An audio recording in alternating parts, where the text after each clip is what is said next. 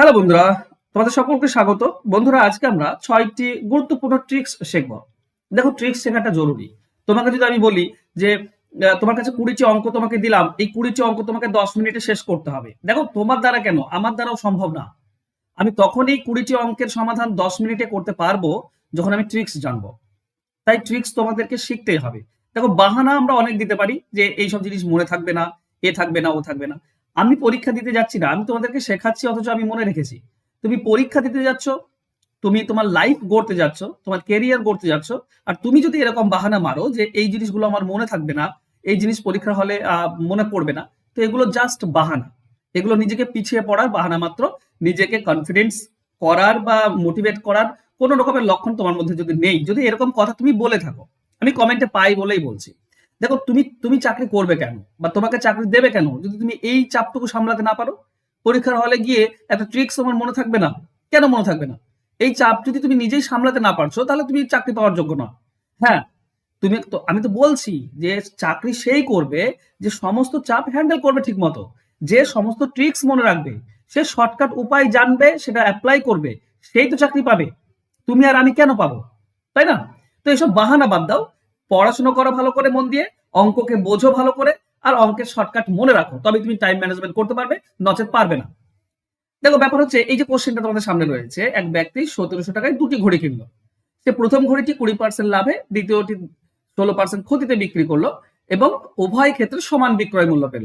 প্রথম ঘড়িটির ক্রয় মূল্য কত? দেখো, আমি নর্মালি করছি। 9 মিনিট, দেখো 1 মিনিটের উপরে সময় লেগে যাবে। আমি ধরে নেবো প্রথম ঘড়িটির মূল্য হচ্ছে X টাকা, দ্বিতীয় ঘড়ির মূল্য হচ্ছে Y টাকা। প্রথমটা বিক্রি করেছে কত? 20% লাভে, মানে বিক্রি করেছে 120%-এ, 120/100। দ্বিতীয়টা বিক্রি করেছে কততে? 16 ক্ষতিতে। ক্ষতি মানে 84 হয়ে যাবে, 84/100 বলেছে। এই যে দুটি বিক্রয় মূল্য, এই দুটি সমান, তাহলে আমি এই পক্ষ আর এই পক্ষ 100 কেটে দিতে পারি। এবার বলো তো, X/Y কত হবে? দেখো, Y এর সঙ্গে 84 গুণ হয়ে আছে, উপরে থাকবে, আর 120 এদিকে নিচে চলে আসবে, তাই না? এবার যদি এই দুটিকে 12 দিয়ে কাটো, তো 12 7 84, 12 10 100, কত? 12 10 120। তাহলে আমরা X অনুপাত Y পেলাম 7:10। এবার দেখো, তাহলে 7 আর 10 17 ভাগ, এই 7 ভাগ আর এই 10 ভাগ 17 ভাগ, আমার এখানে দেওয়াই আছে 1700। তাহলে 7 ভাগ হবে 700, আর 10 ভাগ হবে 1000। এই তো আমরা পাচ্ছি, আমাদের অ্যান্সার হচ্ছে 700। অ্যান্সার হবে অপশন এ। দেখো, আমি ডিটেলসে করলাম, এত আমার সময় লাগলো। বাট এই জিনিসটা যদি ডিটেলস না করে তুমি শর্টকাট করো বা শিখতে চাও, তাহলে দেখবে মাত্র কয়েক সেকেন্ডে অ্যান্সার হচ্ছে। কি করে? ভালো করে বোঝো। ওকে, এক সেকেন্ড দেখছো। দেখো, এখানে বলেছে কি, প্রথমটা 20% লাভ আর দ্বিতীয়টা 16% ক্ষতি। তো আমি প্রথম অনুপাত দ্বিতীয় কি করব না, প্রথমটা 20% লাভ মানে 120, সেটা চলে যাবে দ্বিতীয়তে, আর দ্বিতীয়টা 16 ক্ষতি, 16 ক্ষতি মানে 84, সেটা চলে আসবে প্রথমে। এই হচ্ছে অনুপাত।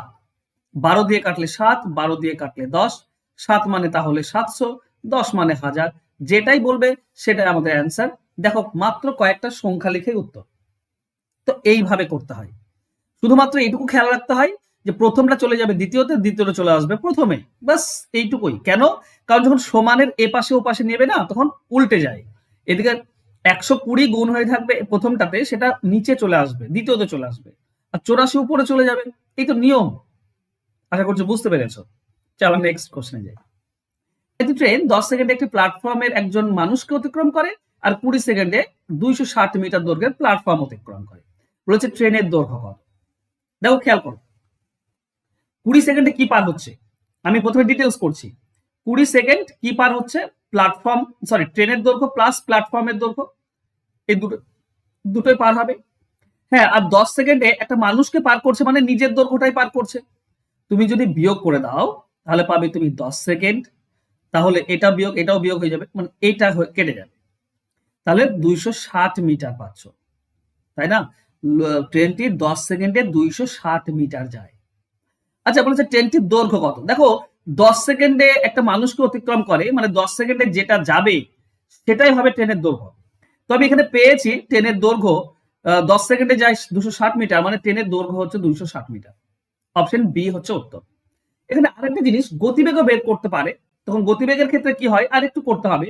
260 যায় 10 সেকেন্ডে, তো 260 কে 10 দিয়ে ভাগ, 1 সেকেন্ডে যায় এটা, তার মানে 26 মিটার প্রতি সেকেন্ড। এটা হচ্ছে ট্রেনের গতিবেগ। অবশ্য কিলোমিটার চাইলে তুমি অন্যভাবে করবে। কিন্তু আমি বলছি এই কোশ্চেনটাই তুমি যদি ট্রিক্স জানো বা মনে রাখো, তাহলে কত সহজে হয়ে যাবে। কিচ্ছু না, জাস্ট প্ল্যাটফর্মের দৈর্ঘ্য উপরে হয়, উপরে প্ল্যাটফর্ম, নিচের সময় দুটির পার্থক্য। দেখো সময় দুটি হচ্ছে 20 সেকেন্ড আর 10 সেকেন্ড, পার্থক্য কত হবে, 10 হবে। তো উপরে হচ্ছে প্ল্যাটফর্মের দৈর্ঘ্য, নিচে হচ্ছে সময় দুটির পার্থক্য, ইন্টু লোকটিকে পার করতে যে সময় নেয়। লোকটিকে 10 সেকেন্ড নেই, 10 দিয়ে গুণ, বাস হয়ে গেল আমাদের উত্তর। 10 আর 10 কেটে দাও, 260। এইটা হচ্ছে ট্রেনের দৈর্ঘ্য।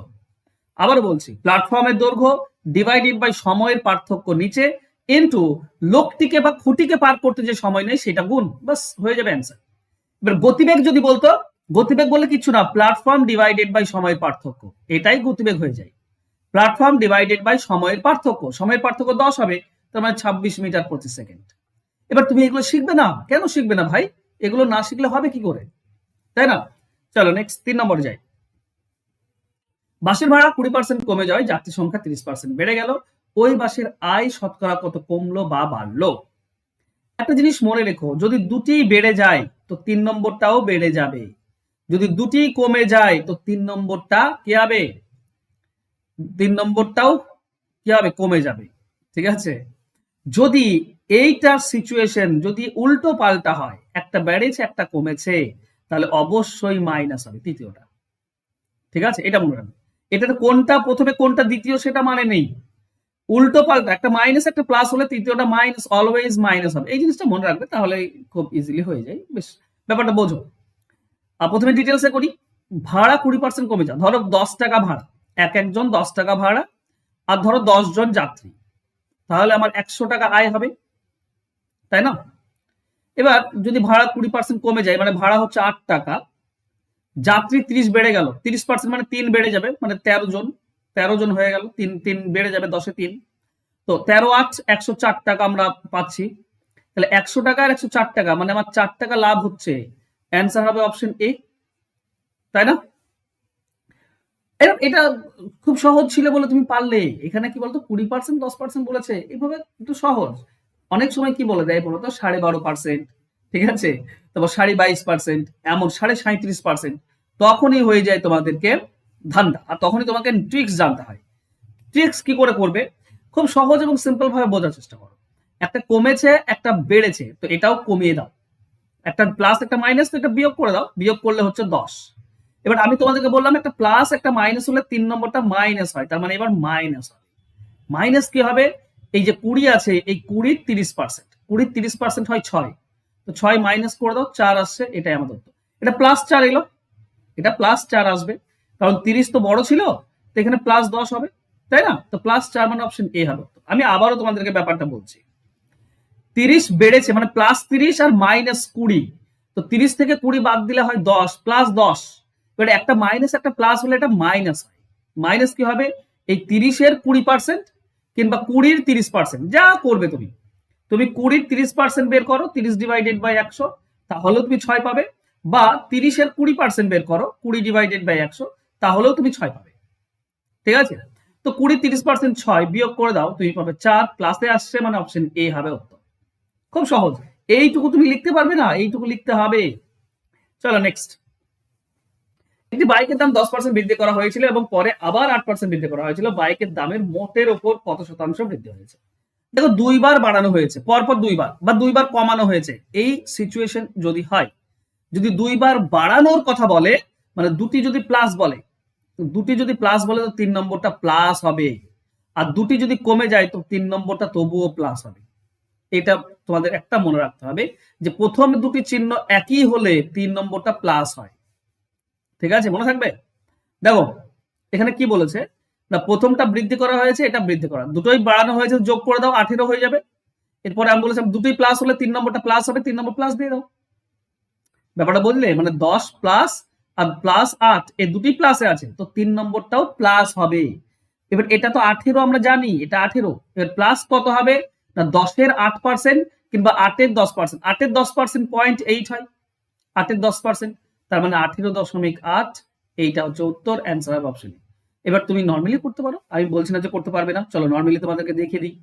কি হয়েছে, প্রথমে বাড়ানো হয়েছে 10%, ধরো সংখ্যাটি হচ্ছে 100, 10% বেড়ে গেল মানে হয়ে যাবে 110, আবার 8% বাড়ানো হয়েছে, এই যে 110, 110-এর 8% বাড়াও, 8 ডিভাইডেড বাই 100, তো একটা শূন্য কাটবে, তাহলে এটা হবে 88/10, আর তার মানে 8.8, এটা পাবো। তাহলে এটা 8.8 বাড়িয়ে দাও, 8.8 বেড়ে গেলে টোটাল হয়ে গেল 118.8। তাহলে 100 ছিল 118 হয়েছে, তার মানে 18.8 এটা বেড়েছে। কিন্তু এত ডিটেলস তুমি করবে কেন? সহজ উপায়, কিচ্ছু না, এটাও প্লাস এটাও প্লাস, তাহলে 18 হয়ে যাবে যোগ করলে, দুটি প্লাস হলে 3 নম্বরটা প্লাস হয়ে যাবে। ঠিক আছে, 10-এর 8% বা 8-এর 10%, 8-এর 10% 0.8, তার মানে 18.8, এই হচ্ছে উত্তর। যত তুমি শিখবে জানবে তত কিন্তু তুমি এগিয়ে থাকবে। চলো নেক্সট কোশ্চেনে যাই।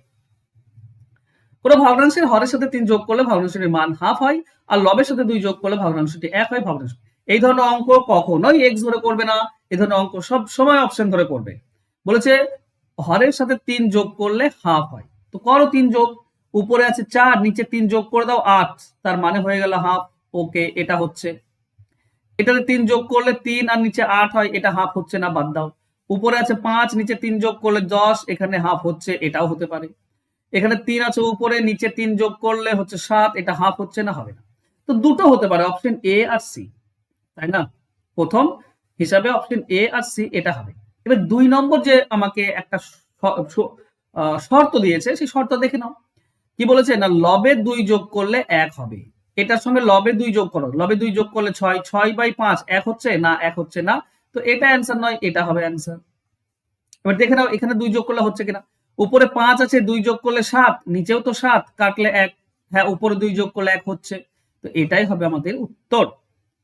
তো মনে রেখো, এই ভগ্নাংশ রিলেটেড হরলব যখনই দেবে তখন অপশন ধরে করবে না, কখন তখনই করবে, কখন কি কোন নেমে করবে, তখন সরি অপশন দিয়েই করতে হবে, এক্স ধরে করবে না। ওকে, চলে যাই না, কোন ভগ্নাংশটি ছোট বড়, এইটা তোমাদের জন্য হোমওয়ার্ক থাক।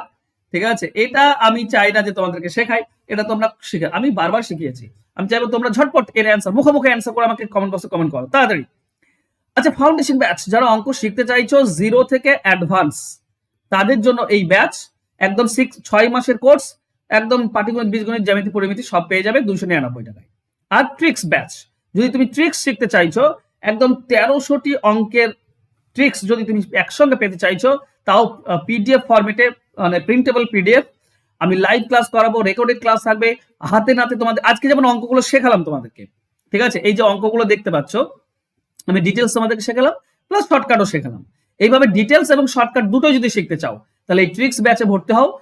499 টাকা 24 তারিখের পরে লাগবে, এখন যদি ভর্তি হও 24 তারিখের আগে, তাহলে 399 টাকা দিলেই হয়ে যাবে। তাড়াতাড়ি ভর্তি হয়ে যাও, ফোন নাম্বার তো তোমরা সকলেই জানো, এটা খুবই গুরুত্বপূর্ণ ব্যাচ, এখানে আমি শুধু ট্রিক্স শেখাবো তোমাদের। ওকে, তো দেখা হচ্ছে নেক্সট ক্লাসে, আর কালকেও তোমাদের একটা ক্লাস আসবে। থ্যাংক ইউ সো মাচ বন্ধুরা, দেখা হবে নেক্সট ক্লাসে, বাই।